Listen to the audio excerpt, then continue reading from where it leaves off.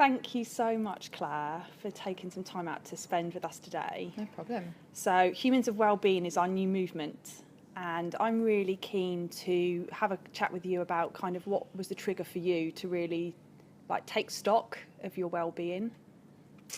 I worked with an agency kind of when I was first kicking my career off. Yeah.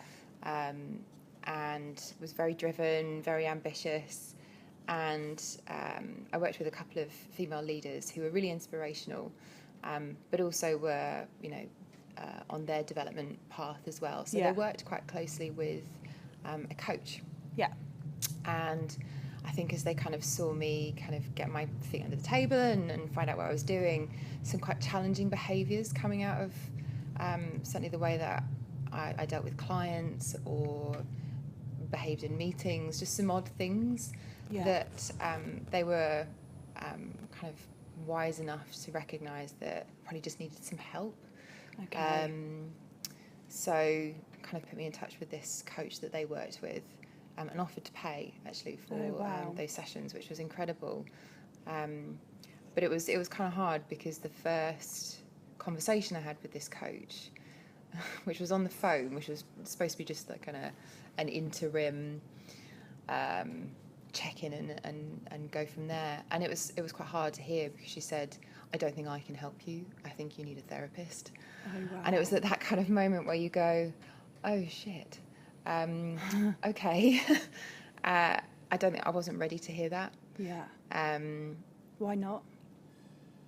I think because I'd spent so long blocking all of those really challenging feelings, things that were going on in my head, and obviously thought I was doing a marvellous job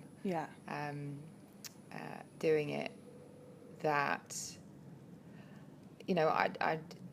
I knew full well what I was doing every day, which was trying to maintain a routine that helped me block those challenging feelings that kind of came up for me in anorexia. Yeah. So I just spent a long time not eating. Yeah. And what were some of those routines, if you don't mind sharing with us, that you kind of created to do that? It was a lot of control. Okay. So anybody who kind of goes through anything to do with food and eating disorders has to do with a lot of hiding and covering up. Okay. So, controlling things like, or things that were really hard were things like going out for dinner. Yeah. Or, things happening in my day in the agency that would mean that suddenly I wasn't at my desk for lunch, and I would find that really stressful because normal people would just go and get lunch somewhere else, whereas I had a very strict routine about what I could eat and how I could manage that. Yeah. Things as well like exercise was a huge thing that was part of my routine. Yeah. And you'd have worked with agencies before. There's sometimes where you just hammer through the night, and I found that really difficult because then I wasn't able to get out to gym classes. Yeah. And that. So very structured. Hugely structured. Yeah. It was, really difficult with relationships, not so much with friendships, but definitely, meeting guys and starting relationships because, that kind of carefree, wonderful, just getting to know one another moment was always like really carefully curated by me. Okay. So I think that they probably saw somebody that looked quite fun, but it didn't take long to get under the skin of the fact that there was some serious things going wrong. What was it with? So you mentioned that the leaders were having coaching kind of as part of their own development. Yeah. What do you think that they saw in you where they recognised we need to give this individual some help and support and invest? Yeah. Very strong mood swings. Okay. Very prone to kind of a almost unmanageable, stroppy teenager type, which is obviously not appropriate on a day-to-day basis in the workplace, and also very impatient. So, I'm actually not in client services now because I'm still impatient. But when you're working in a client services environment where it's all about teamwork and collaboration, Yeah. and actually you can't force answers or ideas on people. Yeah. That just wasn't where my head was at. Yeah. I still am quite feisty, but Yeah. you learn to, That's use that it when it's awareness. appropriate. Yeah. A real lack of awareness, actually, Okay. of these things as well. So, faultless, utter nerd when it comes to timekeeping and management and delivery, and Yeah. that, that was never in question, but it was some of these kind of softer skills that, You can't necessarily control. yeah, I really couldn't control them. Yeah. All of my control, all of my effort was in blocking the things that I didn't want to deal with, and I just simply didn't have any effort or energy left to think about that kind of stuff. Yeah, and didn't really notice it. Yeah. And you mentioned when we chatted that you then sought support and you got some help. Yeah. So I met my now husband, and we just, it was great. It was just really natural. I had a string of horrendous boyfriends, probably a lot to do with where my head was at. And I met him at a time that I was kind of feeling like single, independent lady, just bought my first flat. I was like, I don't need anybody. So we got together, and he proposed in the first year, and then we got married. And it was all a little bit whirlwind, because it was quite, move in, engaged, married. And then a year into being married, I was suddenly like, God, this is just awful. And I think it's because part of kind of blocking challenging emotions is a huge challenge with intimacy. Yeah. And an inability to be vulnerable. Yeah. And when you're in a marriage, you really need to start building those other foundations of your marriage. Yeah. So cracks started to appear. Fortunately, we've got a really open, caring group of friends. Yeah. Two of whom at the time were training to be psychotherapists, and one of which said, look, it's nothing to be ashamed of. We know somebody, why don't you go and have a conversation? So we started off with like a 6-week couples course. Yeah. And it just became crushingly apparent in that first session that we had, the three of us together, that I had some shit to fix. That actually, you know what, we could, spend 6 weeks as a couple working through some basic relationship things, but it would have been fixing a veneer. I needed to go and do some one-on-one. Brave And that you. was it was hard. Brave you. It was really hard. I didn't really know what to feel about it. I didn't know whether I felt like admitting defeat. Yeah. But then suddenly when, we'd had these few sessions together as a couple, I guess it kind of gave me, I think the hardest thing is like getting through the door. Yeah. And once you're there, you're like, oh, this isn't actually quite as hideous and scary and horrible as you think it's going to be. Yeah. And then suddenly I just had this unshakable determination to get rid of this weight that I'd been carrying. Yeah. Had no idea how I was going to get there. Yeah. Found the process. The process. This is through your psychotherapy. Yeah. So part of the process. I'm like, what's this process? But you just have to sit with it. You have to really sit with it. And I never quite knew how I was going to get to where I wanted to get to, but I always knew that there was my mountain and I was going to climb it. Oh, wow. So, Q 4 years later, I think I tried to leave twice. Why? I think anybody who does kind of intense, if it was every week, really intense therapy will know that you kind of go through peaks and troughs. Yeah. And I had some really euphoric moments where suddenly kind of all these demons and dark thoughts and challenging feelings that, you know, were part of my daily life were gone. And it was like, oh my God, this is amazing. Yeah, it's like, when's the next appointment? I know. Yeah. Well, not even that, to be honest. Then I was a bit like, I don't really know what to talk to you about because I'm great. And then, you know, you let that settle for a bit. And then, you know, suddenly you get this. He talks about it in terms of spirals. Like, spirals are a very natural part of the universe. Yeah, nature, yeah. And it does, unfortunately, mean that you kind of do come full circle. Yeah. And then you've stripped away all of these routines that you've relied on for, God, I must have started really dealing with these challenging emotions about 19. Yeah. Halfway through uni. I went from being a size 18 to a size 8 in the space of a year.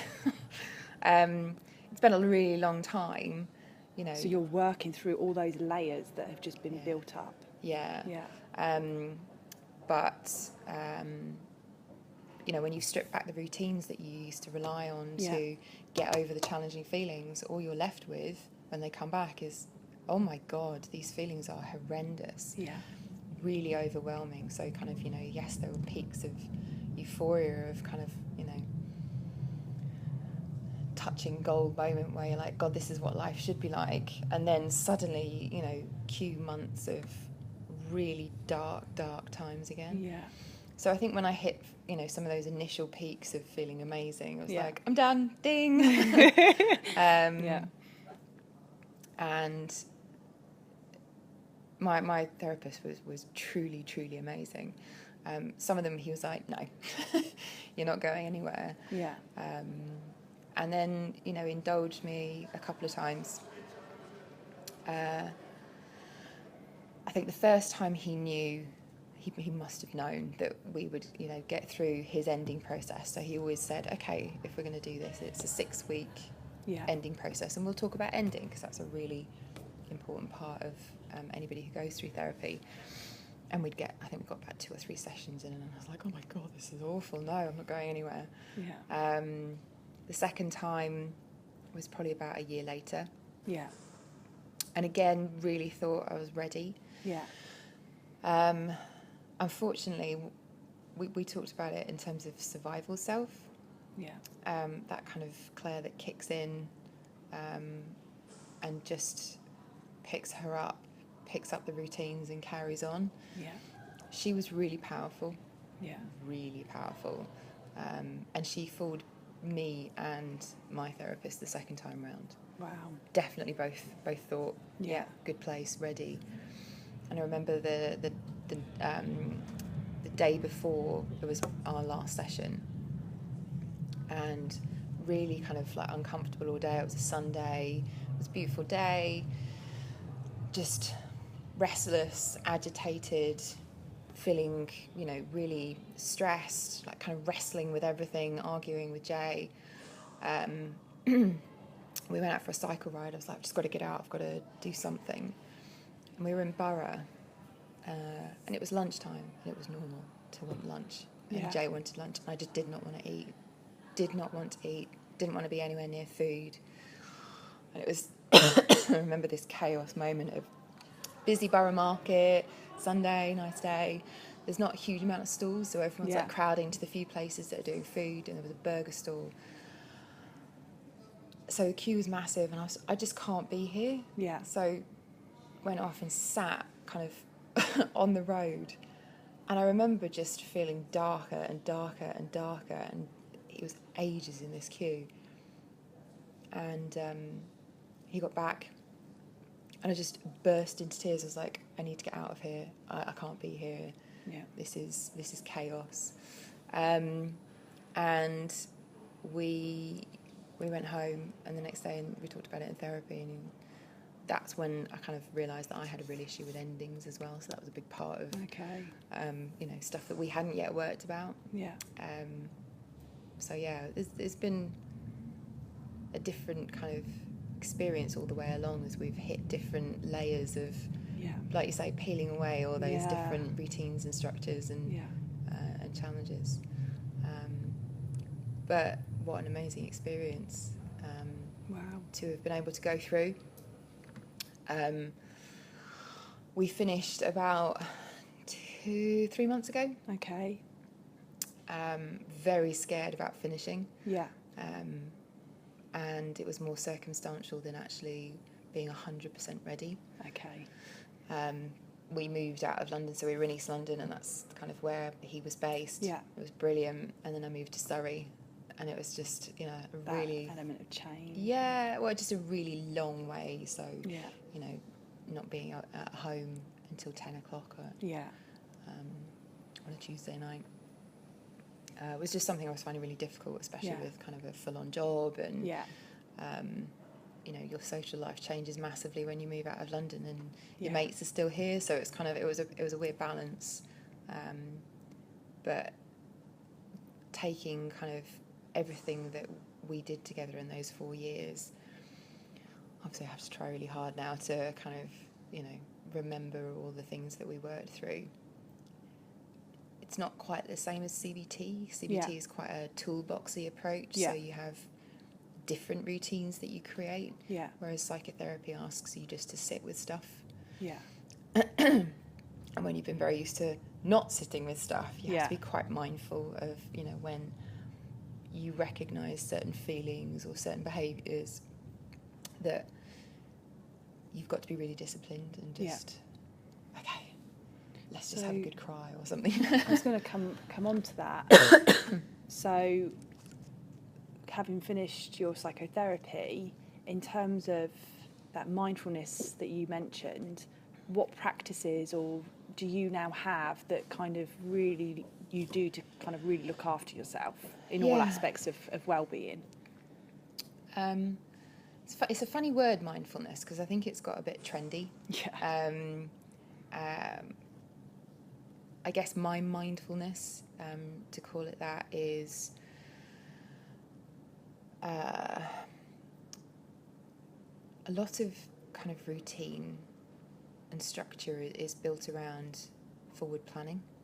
So part of kind of my struggles were always living in the future. Thinking in the future, looking towards what was coming. Never actually just sitting and being. Not very good at sitting and being. I've tried many different kind of meditation or things like that. But for me, it was running. And that was a tricky thing to navigate because running had been part of my routine previously. But came back to running, so I didn't do it for quite a long time. But came back to it and actually had almost a kind of a euphoric experience with it, because suddenly it was the moment, you know, the kind of the half an hour where I was really present. And I remember kind of talking about this with my therapist, and I think I started in the spring, and for the first time ever, I suddenly noticed how amazing spring was. So I was kind of running around, and we lived in Victoria Park, so it was just, you know, really beautiful, but I'd never seen it before. Just never seen it, because I couldn't just be and you know, taking everything that was going on. I'm not very good at doing it most of the time, but you know, I've learned to find those things that do help me be more present, and I do feel much calmer. So that whole awareness. Definitely. Other things, you know, we did a bit of exploring of different thinkers around some of the things that I definitely struggled with. So I don't know whether you heard a lady called Brene Brown. Yes. I love Brene Brown. She's amazing. TEDx talk. Yeah, she did a really beautiful piece as well recently with Chase Jarvis. I've not seen that yet. Creative Live, check it out. It's really great, especially in our industry as well, because it was a specific piece to camera for creatives. Amazing. But yeah, she's just unreal. And I find myself kind of going back to her talks every now and again, and it's, you know, she'll just Yeah, Yeah. it is. And she'll just say that thing, and you're like, how have I forgotten this? It's so simple, but you just I see her as my rocket fuel. Yeah. It's like whenever I need some rocket fuel, like just go and watch something on Brene Brown or look in her book. Yeah, no, she is. amazing. Rocket fuel is a great description for it, and I love her because she's just as cray as the rest of us. You know, Yeah. she has her. I love when she talks about her shitty first draft, which is the crap your brain makes up in the absence of, you know, information, and our imaginations just run wild, and it's like, you know, somebody does something Yeah. to you and you just make up this whole crazy story about the fact that they hate you and they're out to kill you, and actually, you know, it's just your own reaction to something that you've layered lots of imagination and stuff onto. But I love that she's, you know, just as crazy as all of us. Yeah. But yeah, so stuff like that I do lean on. Yeah. As well. So I think once you've kind of had that experience where you become quite open to a different way of thinking, and it is a really profoundly different way of thinking. There's a lot of compassion, a lot of space to be vulnerable. Yeah. You do have to begin to trust yourself again. So kind of, you know, dipping back into people like Brene Brown, and I think it reminds us that we're human. Yeah. Doesn't it? Yeah, I think definitely. in today's world, I think we can all kind of forget, just because of the speed that we're operating on. Yeah. We kind of forget, actually. And, you know, we spend pretty much most of our week in a place that, unfortunately, unless you're somewhere that has a bit of an enlightened view, is not very good at being human. You know, workplaces aren't particularly human. Yeah. We tend to judge people on, you know, commercial outputs rather than values.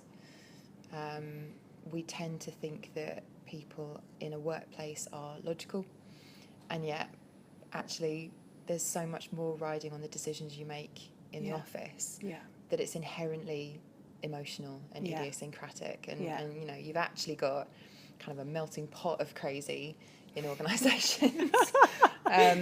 And yet, you know, leadership still tends to think that it's structured and logical and all makes sense and all just works, and it really doesn't. So I think, you know, we not brainwashed, but, you know, you spend all week in these places, and you kind of feel like being human isn't the place for it.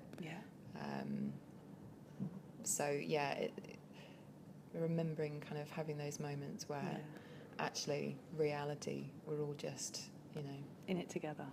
Yeah. Awesome. Thank you so much. Oh, no, you're welcome. It's been great hearing your story. Thank you for sharing it with us.